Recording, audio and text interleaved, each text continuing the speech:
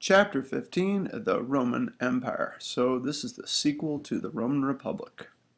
So after the whole problems with the end of the first triumvirate and then the second triumvirate disintegrating, Augustus ends up taking over. That's Octavian's new name. He takes on that name, takes over most of the main offices of Rome, but never officially took the title of emperor. He actually took the title of princeps, which means first citizen. Now, Augustus made important people feel like Rome was still a republic by keeping parts like the Senate running and asking it to advise him, but really he was pretty much always one of the consuls, and everyone kind of listened to him because they realized he was running the government.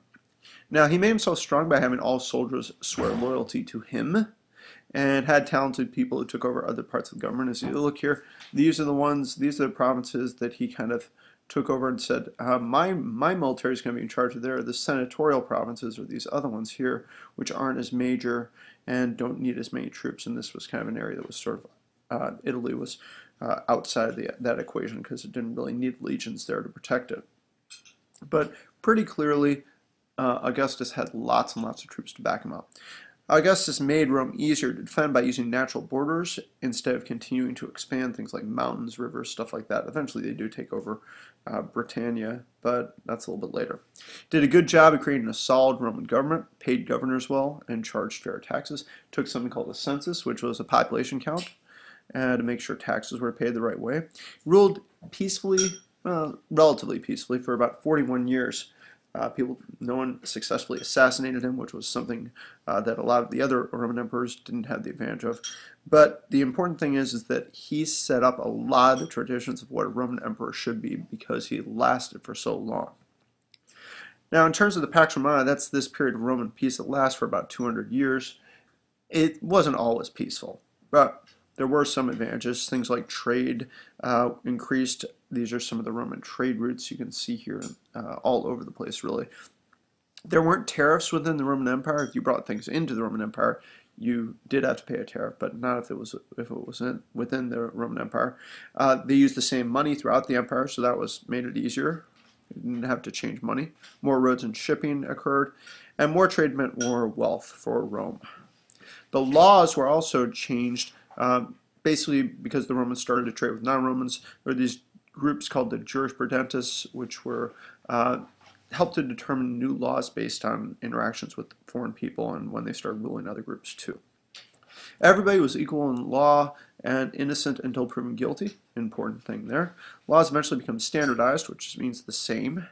And Roman law later on became the basis of the laws of most of Western countries and the Christian Church. In terms of daily life, about 1 million people lived in the city of Rome at its high point during the empire.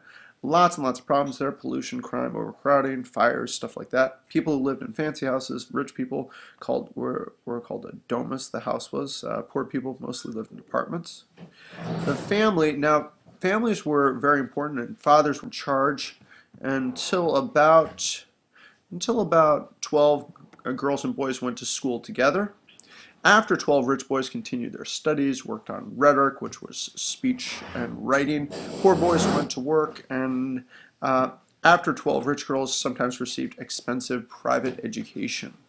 In terms of leisure, the Romans had bathhouses that served as social gathering places, again, primarily for the rich people. Political leaders often put on free public games like chariot racing and gladiatorial games to become more popular. Gladiators fought each other and animals for entertainment. In terms of the fall of the empire, really lots and lots of different reasons, but the Pax Romana ended when the western part of the Roman Empire fell to barbarians. It's that Pax Romana thing. There are a lot of years where there were some rough times. There was one year when there were 6 emperors, another year when there was 5. So it wasn't all peace. Lots of civil wars at certain points. But the eastern part of the Roman Empire became the Byzantine Empire, which lasted for another 1,000 years after the western part fell. Some problems that led to the decline was there was no clear rule of who would inherit the throne once an emperor died, and sometimes this caused fighting amongst their heirs. Or if there were more than one heirs, then they would go ahead and, from different families, they'd fight, or sometimes there wasn't even one heir that everybody could agree had a legitimate reason. And then generals tended to fight. Emperor had to pay the army well to keep them loyal, and he did this through raising taxes. and that led to what's called inflation. I also used less gold in coins, and that led the coins to being worth less and less over time. This is primarily one of the main reasons was they stopped conquering new lands, and Romans eventually went back to a barter or exchange economy without the use of money. And the big one also, the Germanic people north of Rome were able to fight more effectively than the Romans due to civil wars and problems. Again, a lot of the Romans went ahead and really messed that up, incorporating in some of the German people into their troops, into their fighting, and then training them, and then to fight other groups, and eventually this just comes back and smacks them around because it causes a lot of problems.